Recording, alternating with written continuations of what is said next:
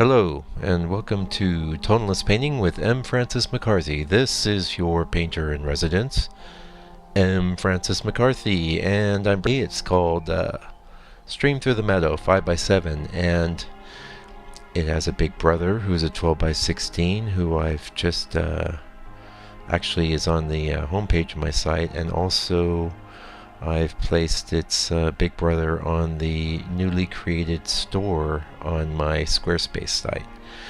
There's only 3 paintings up there right now, but I'll roll out quite a bit there. I've been on the fence about the having a store on my site because I didn't actually want to conflict with or compete with any of the galleries that do business with me, but I think most of the guys I'm dealing with now are fine with it, and the way I see it, as long as I'm not trying to sell a piece that they're selling, and I'm not trying to undercut them price-wise, you know, why should they have a problem with it? It's a big world full of people, and I've recently, as some of you know, tried Etsy and eBay. I have to say I find both to be less than satisfying to me. There's a lot of art up there, and a lot of it's just not very good.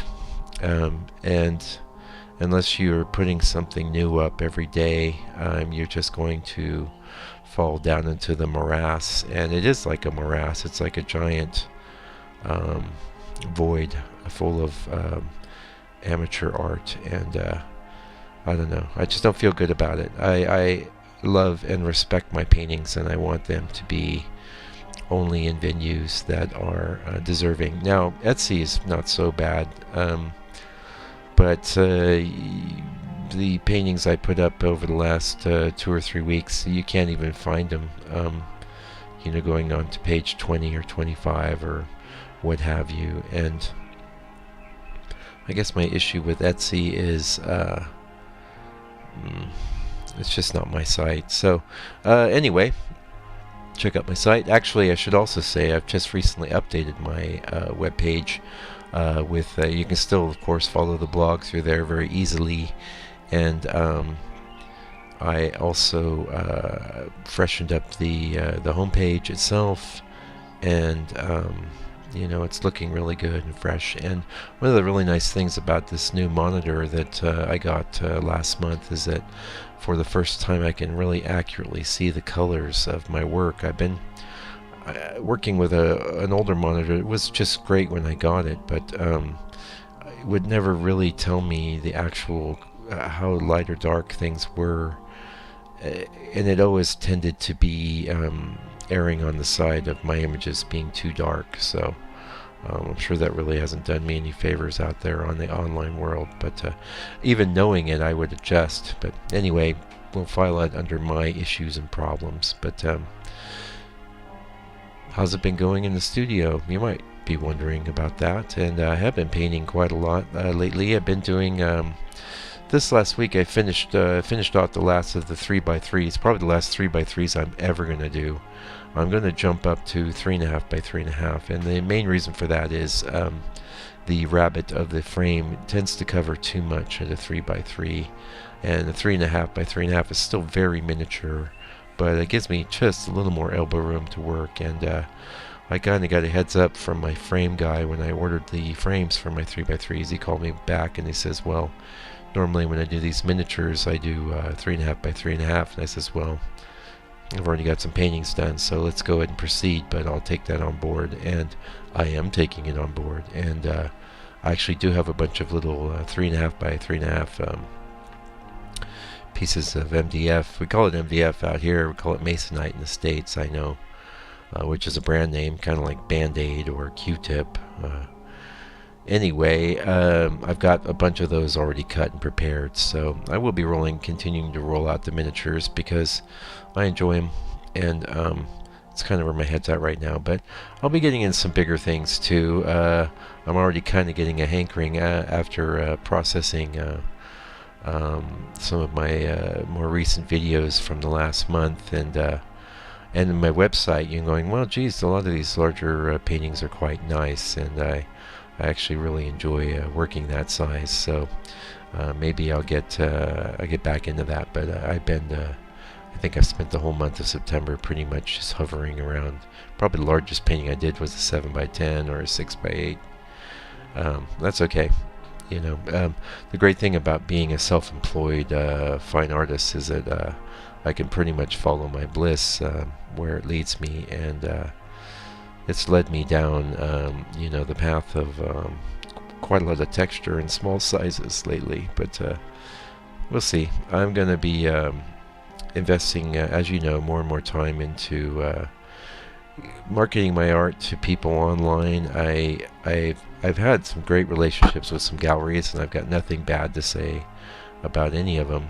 However,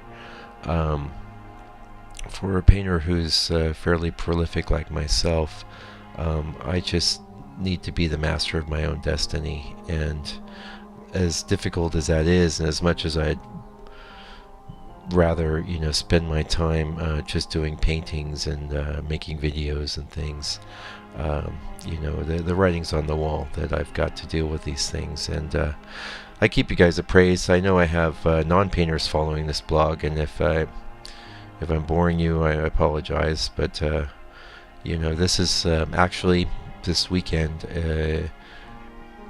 Video is the place where I'm going to be telling you what's going on in my life and going on with me as a painter, what's going on in the studio, and I'll be rolling those out every weekend in the long form. This is going to be a nearly 15-minute video.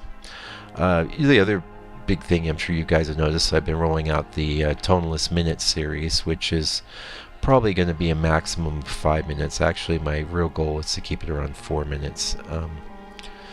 And maybe even 3 minutes in some cases. And the idea there is a good friend of mine in the U.S., and you know who you are, had suggested that shorter videos might be a popular thing.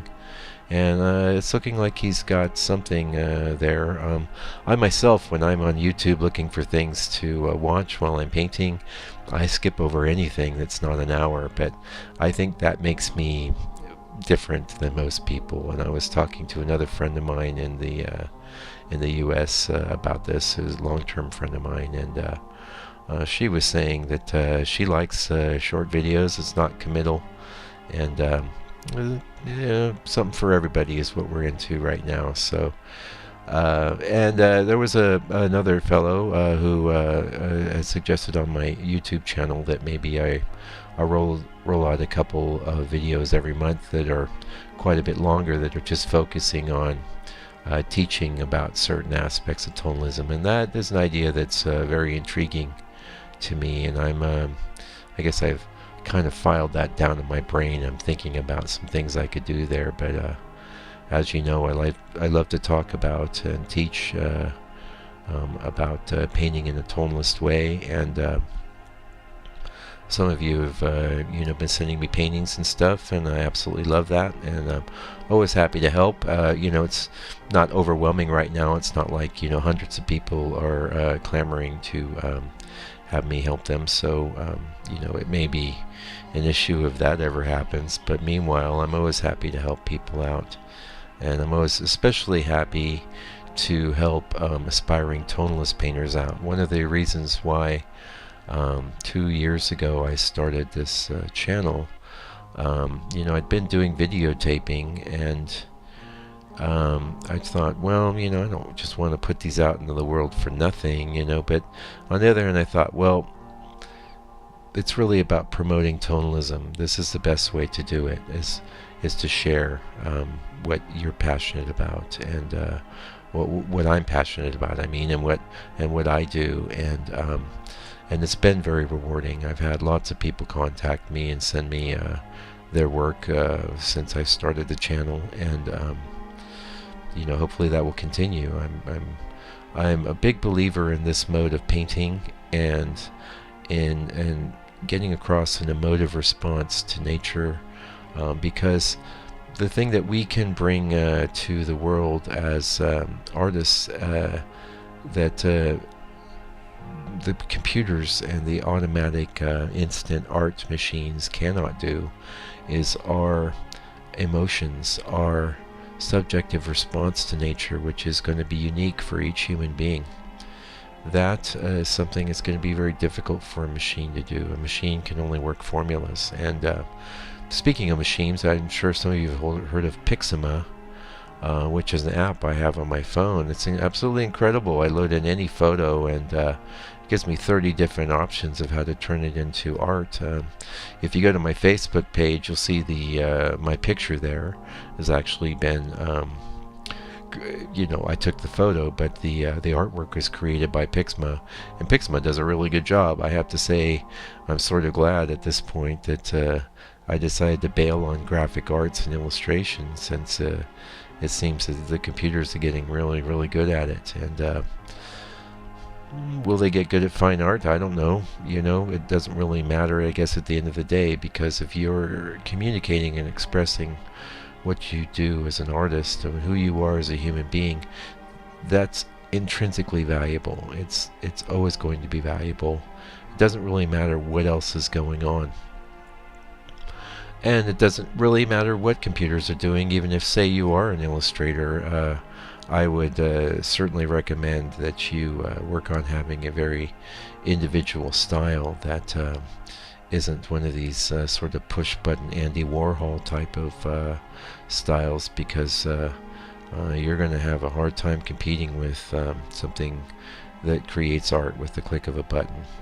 And geez, I was reading an article the other day about this artificial intelligence. It was, taking scribbles by people on a digital tablet and basically rendering them in all these different styles, like from Moreau to Duchamp to well, they tried to do Van Gogh. You're not going to do Van Gogh if you're a computer. I'm sorry. I'm a human and I can't do Van Gogh, and that's really actually proving my point. Van Gogh's style is so unique and so idiosyncratic that it is actually really more than the sum of its parts. We know he painted thickly. We know he painted with big discernible brushstrokes. We know he used bright colors.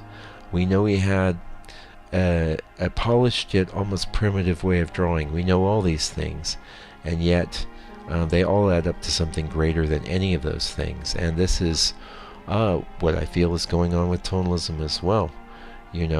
Because you're after poetry, you're after conveying emotional content. You're in a field, in an area that you're really going to have to work at it to get this stuff across. That's all. If you're just painting in this sort of opaque impressionist style or what have you, it may not be that much of a challenge for other artists to ape what you do, or for computers to come along and make these paintings. And I have to say, every article I've seen so far where this computers are painting like Van Gogh, or they're painting like Monet, or they're painting like Cezanne. Not really, because this is the other thing. You have to know what to eliminate from the photo. It's very important. It's taken me 8 years just to get to the point where I'm not making huge compositional mistakes all the time, which we're almost done here. But that also touches into the other thing I brought up in my video yesterday on the 25 Days of Tonalism. I am working on a project in the studio now. I'm calling the Resurrection Project, which is going to be 100 paintings, 100 days of videos anyway, and the pricing may be $100 each. I don't know, that's kind of low, but on the other hand, these are all paintings that I'm saving, so it might be good just to make it something affordable that people can get into easily. That's debatable, but we'll see. I'm definitely doing the project, though. I've got the box of paintings there in the studio, and I've already done about 14 or so of them. So anyway, hey, thanks for joining me today for the long form Tonalist video. I'll be back tomorrow with another Tonalist Minute, so please come back, stay tuned, subscribe, go to my website, landscapepainter.co.nz, and until we see you again, take good care and stay out of trouble.